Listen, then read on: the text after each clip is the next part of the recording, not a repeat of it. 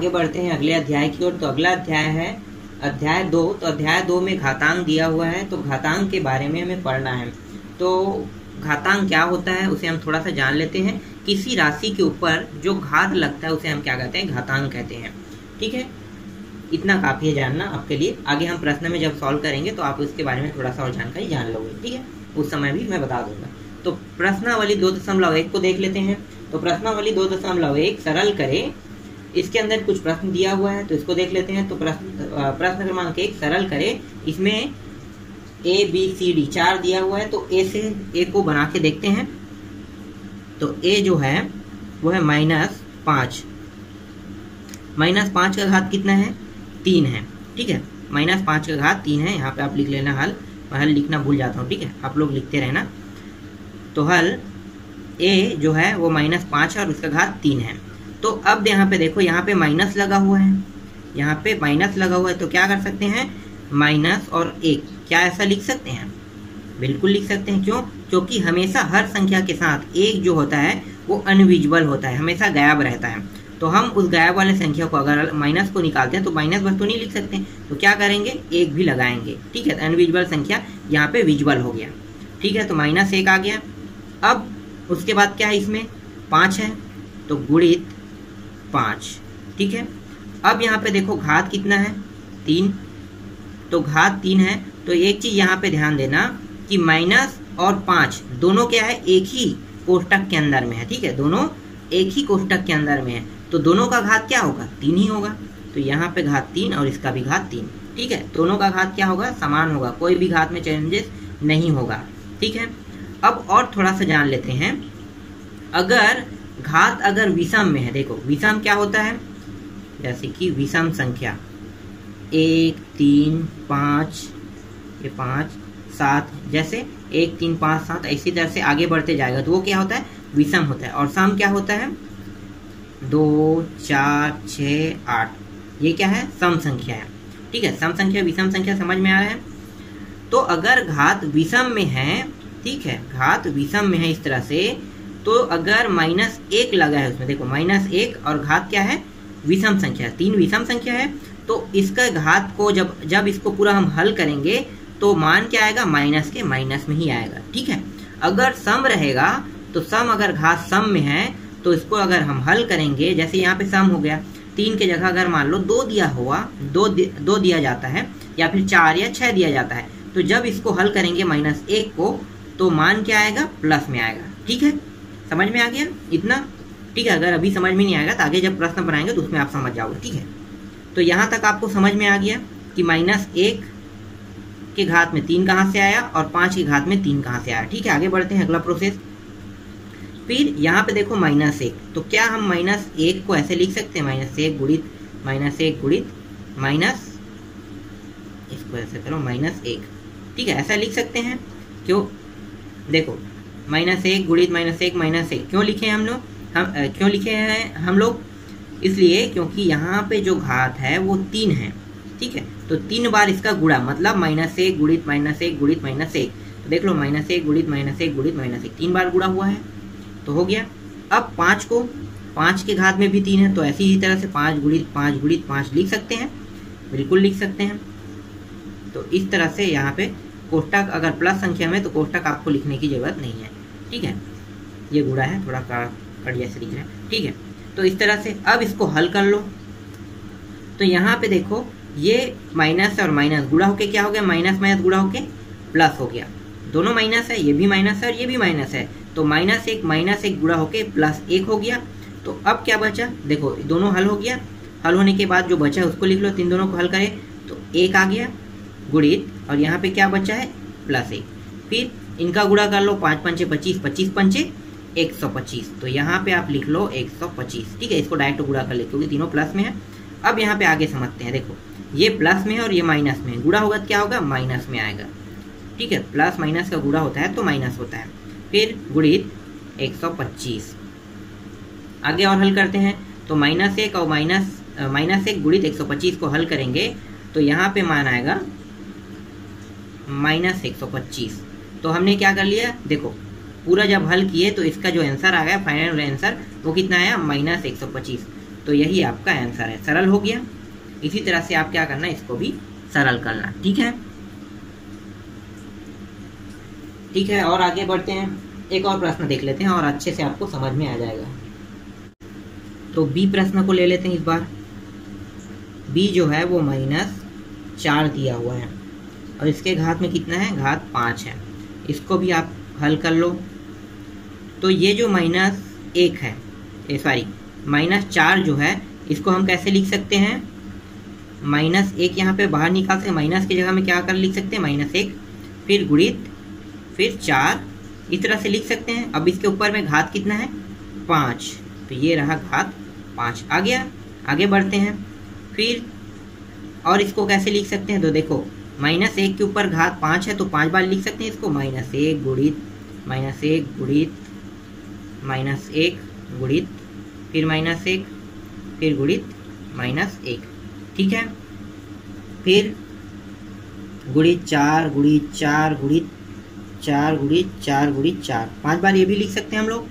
देखो जब ये 5 बार है, ये ऊपर में जितने बार घात है, जितना घात है उतने बार इसको हमें लिखना होता है। और यहाँ पे देखो 4 के ऊपर में भी 5 बार घात है, तो कितने बार लिखे 4 को, 4 गुणित 4 गुणित 4 गुणित 4 गुणित 4, 5 बार लिखे। अब इसको हल कर लो, जोड़ा जोड़ा बना के हल कर लो। अगर जोड़ा में दिया है तो देखो जोड़ा जोड़ा में कर लेते हैं, तो माइनस और माइनस क्या हो गया, +1 हो गया, तो 1 गुणा हो गया, 1 आगे +1, फिर ये भी माइनस, ये भी माइनस और ये भी माइनस, तो क्या हो गया, ये भी प्लस हो गया, फिर गुणित, फिर ये माइनस, जस का तस लिख लो। फिर इसको डायरेक्ट गुणा कर लो, 4 गुणित 4, 4 चौक 16, 16 चौक 64, और 64 चौक कितना होता है, 200 शायद 54। ठीक है, फिर इसके बाद 254 चौक 1024, तो यहाँ पे लिख लेते हैं 1024। ठीक है, ये आ गया 1024। हमने इसको, इसमें कोई भी माइनस अंक नहीं था, इसलिए हमने क्या कर लिया, इसको डायरेक्ट गुणा कर लिया। ठीक है, आगे बढ़ते हैं। तो ये प्लस और ये प्लस गुणा होकर क्या होगा, प्लस का प्लस जस का तस ही रहता है, पर ये प्लस, ठीक है, इन दोनों को प्लस करके गुणा किए तो जस का तस आएगा, तो 1 का 1 आ गया, फिर ये -1 गुणित 1024। आगे हल करते हैं, ये प्लस और ये माइनस क्या होगा, माइनस होगा, -1 गुणित 1024। फिर आगे हल करते हैं, तो ये हो जाएगा माइनस और ये प्लस, तो माइनस प्लस में गुणा होगा तो क्या होगा, माइनस ही आएगा, और 1 के साथ गुणा होगा संख्या वही प्राप्त होता है, तो ये हो गया 1024। तो ये क्या हो गया, आपका आंसर आया। ठीक है, इसी तरह से बाकी जो सी और डी है इसी तरह से आप बना लेना। ठीक है, आगे देखते हैं। अब आगे बढ़ते हैं प्रश्न क्रमांक 2 में।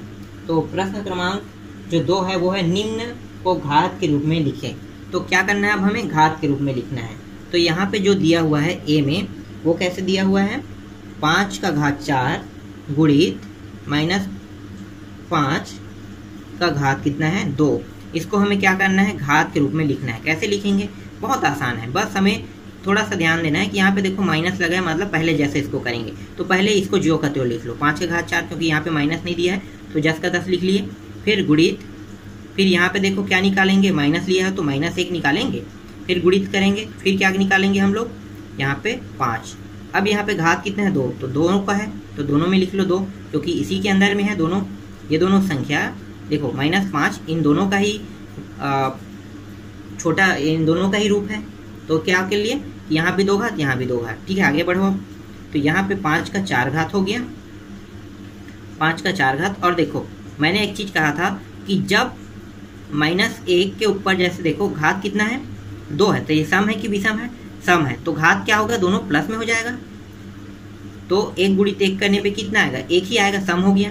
तो डायरेक्ट लिख लेते हैं, 1 गुणित 1 करने पर 1 ही प्राप्त हो, क्योंकि 2 ही घात है, तो 1 हो गया, डायरेक्ट गुणा हो गया।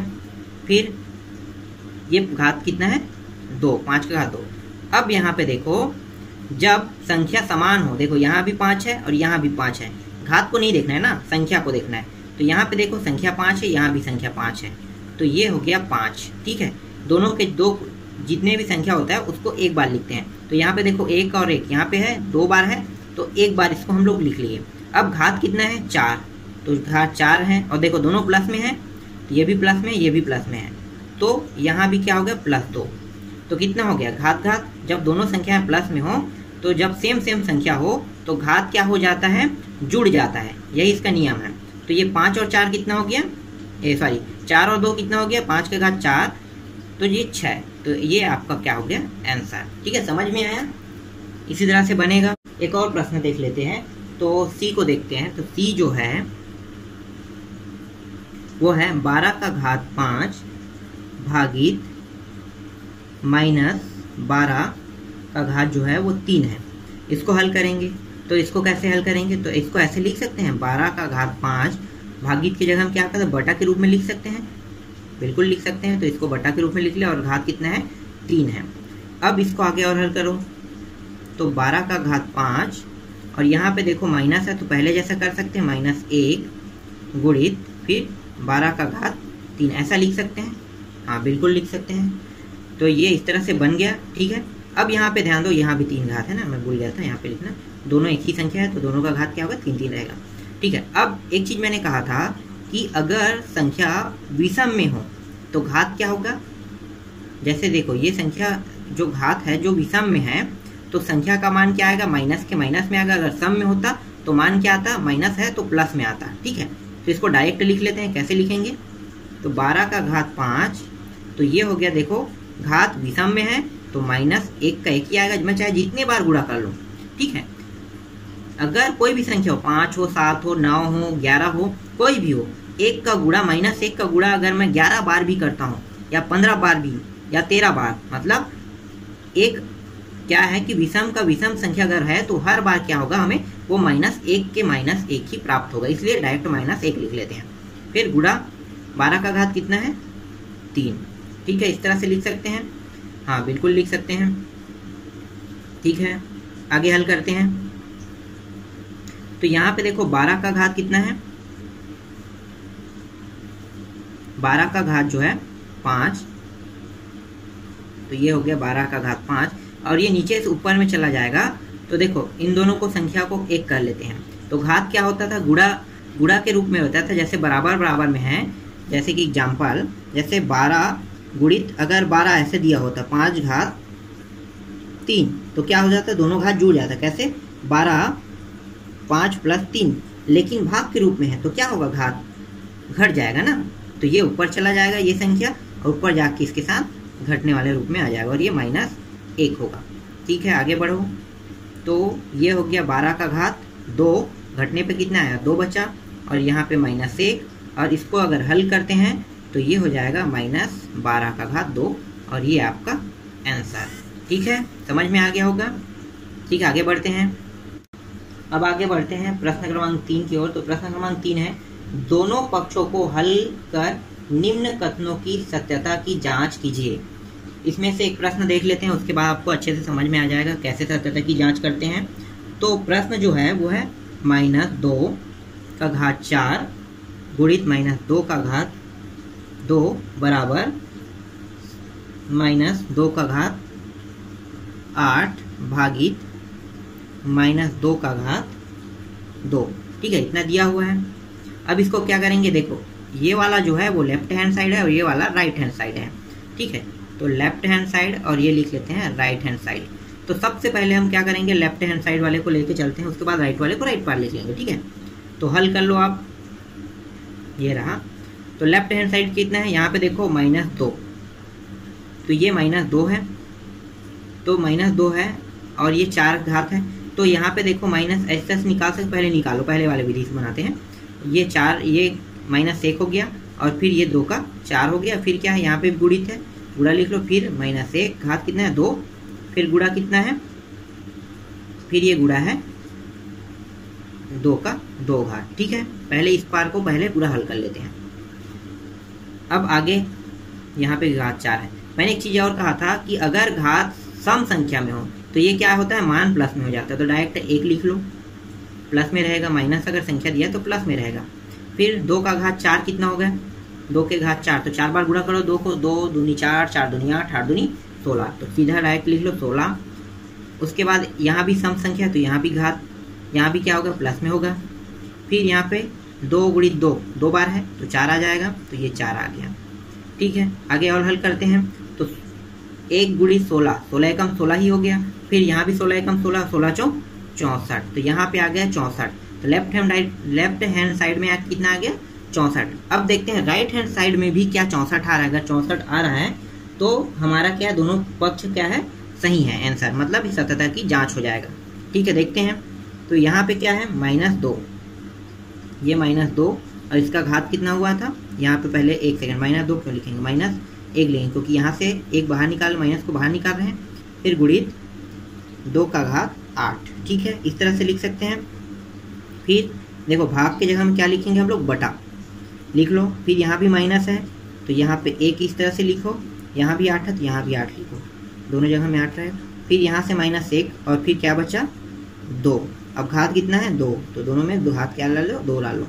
ठीक है, इसी का हिस्सा है, इसी को अभी हल करते हैं आगे। तो यहाँ पे देखो ये सम संख्या में सम है तो क्या होगा, जितने भी बार गुणा करें तो ये प्लस में ही आएगा। ये माइनस में लिख दिया था गलती से, ठीक है, ये प्लस में ही मान आएगा। +1 गुणित 2 का घात 8 करेंगे तो कितना आएगा, 2 का घात 8 करने पर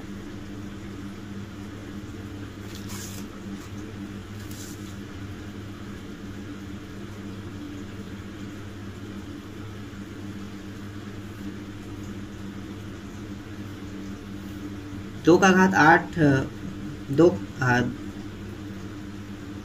2 का घात 8 बार, तो यहाँ पे दिया हुआ है 2 का घात 8, तो 2 का घात 8 मतलब 8 बार 2 को गुणा करेंगे तो कितना आएगा, 8 बार गुणा करेंगे तो 256 आएगा। तो 256 मैं यहाँ पे डायरेक्ट लिख लेता हूँ, आप गुणा करके देख सकते हो, 2 गुणी 2 गुणी 2 करके 8 बार लिख के।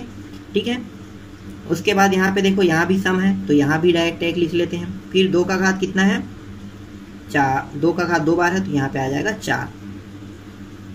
आगे हल करो तो ये हो गया गुणित 256 का 200, ये 56 है ना, 58 है 256, और ये 4 गुणित 4 मतलब 4, इसको भाग दे दो तो कितना हो गया 6 चौक 24 और 1 बचा 6 4 4 चौक 16। तो देखो 64 आ गया। तो ये लेफ्ट हैंड साइड भी 64 है और राइट हैंड साइड भी 64 है। ठीक है, तो ये आपका आंसर क्या होगा, यहाँ पे हो गया ये सिद्ध हुआ, दोनों बराबर है मतलब सिद्ध हो गया। ठीक है, तो इसी तरह से जो बाकी प्रश्न है इनको भी बना लेना है। फिर इसके बाद देखेंगे हम लोग अगले प्रश्नावली को।